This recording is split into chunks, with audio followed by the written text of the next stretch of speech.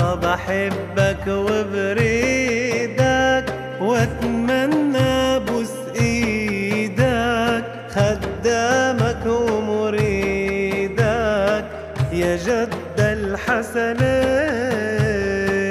بحبك وبريدك واتمنى بوس ايدك، خدامك ومريدك يا جد الحسنين. ما هو انت قمرها وانت اللي منورها ومفتح اسرارها يا جد الحسنين. بحبك وبريدك